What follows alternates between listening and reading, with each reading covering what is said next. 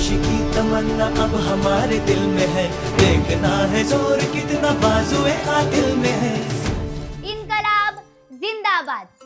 मित्रांनो, ही घोषणा ऐकताच आपल्या डोळ्यांसमोर शहीद भगतसिंग, राजगुरू आणि सुखदेव यांसारखे क्रांतिकारक उभे राहतात। पण तुम्ही कधी विचार केलाय का, इन्कलाब म्हणजे नेमकं काय आणि आजच्या काळात त्याचा आपल्या आयुष्याशी काही संबंध आहे का? खरं तर इन्कलाब हा अरबी भाषेतील शब्द आहे।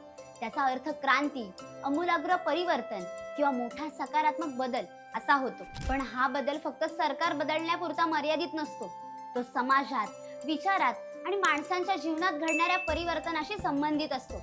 भारतीय स्वातंत्र्य लढ्यात इन्कलाब जिंदाबाद ही घोषणा सर्वप्रथम मौलाना हजरत मोहनी यांनी दिली असे इतिहासकार सांगतात। त्यानंतर शहीद भगतसिंग, बटुकेश्वर दत्त आणि हिंदुस्तान सोशलिस्ट रिपब्लिकन असोसिएशनच्या क्रांतिकारकांनी ही घोषणा संपूर्ण देशभर पोहोचवली। इन्कलाब जिंदाबाद! इन्कलाब जिंदाबाद! 8 एप्रिल 1929 रोजी केंद्रीय विधानसभेत बॉम्बफेक केल्यानंतर भगतसिंग आणि बटुकेश्वर दत्त यांनी इन्कलाब जिंदाबादचा नारा दिला। त्यांचा उद्देश हिंसा नव्हता, तर ब्रिटिश सत्तेला जागे करणे आणि भारतीय जनतेमध्ये स्वातंत्र्याची जाणीव निर्माण करणे हा होता। पण आता एक प्रश्न पडतो, आज भारत स्वतंत्र आहे, मग इन्कलाबची गरज अजूनही आहे का?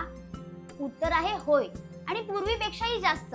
आजची क्रांती बंदुका किंवा बॉम्बची नाही, तर विचारांची आहे। जेव्हा एखादा विद्यार्थी कॉपी न करता स्वतःच्या मेहनतीवर परीक्षा देतो, तो एक छोटासा इन्कलाब घडवतो। जेव्हा एखादी मुलगी किंवा मुलगा शिक्षणासाठी समाजातील चुकीच्या प्रथांना विरोध करतो, तो एक इन्कलाब असतो।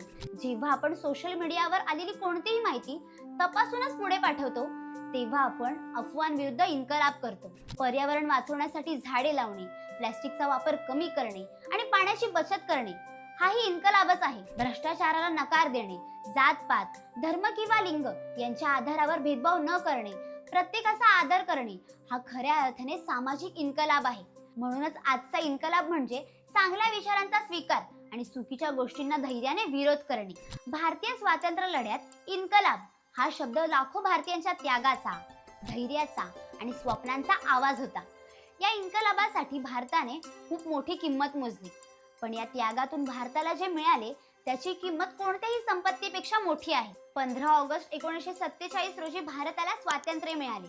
भारतीयांना स्वतःचे सरकार निवडण्याचा अधिकार मिळाला। प्रत्येक नागरिकाला समान हक्क मिळाले। शिक्षण, मतदान, अभिव्यक्ती स्वातंत्र्य, संविधान आणि लोकशाही यांसारख्या अमूल्य मूल्यांची भेट भारताला मिळाली। आज आपण आपल्या मातृभाषेत शिक्षण घेऊ शकतो, आपले मत मांडू शकतो आणि आपल्या स्वप्नांचा पाठपुरावा करू शकतो।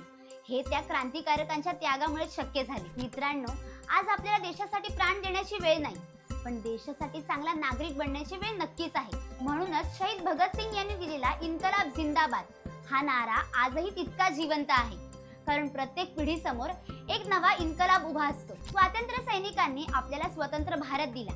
आता हा भारत अधिक सुसंस्कृत, प्रामाणिक, वैज्ञानिक आणि विकसित बनवण्याची जबाबदारी आपली आहे। आज भारताला अशा तरुणांची गरज आहे, जे विज्ञाननिष्ठ विचार करतील, संविधानातील मूल्यांचा आदर करतील, पर्यावरणाची काळजी घेतील, प्रामाणिकपणे काम करतील आणि समाजाला अधिक चांगले बनवतील। हीच आजच्या काळातील खरी क्रांती आहे। म्हणून पुढच्या वेळी जेव्हा तुम्ही इन्कलाब जिंदाबाद ही घोषणा ऐकाल, तेव्हा फक्त शहीद भगतसिंग यांची आठवण काढू नका, तर स्वतःला एक प्रश्न विचारा, मी माझ्या आयुष्यात कोणता सकारात्मक बदल घडवणार? कारण देश बदलण्यासाठी सुरुवात प्रत्येकाने स्वतःपासूनच केली पाहिजे। तुमच्या मते आजच्या काळातील सर्वात मोठा इन्कलाब कोणता हे आम्हाला कमेंटमध्ये नक्की सांगा। व्हिडिओ आवडला असेल तर लाईक करा, मित्र-मैत्रिणींसोबत शेअर करा आणि कल्लाकार चॅनलला नक्की सबस्क्राइब करा। इन्कलाब जिंदाबाद।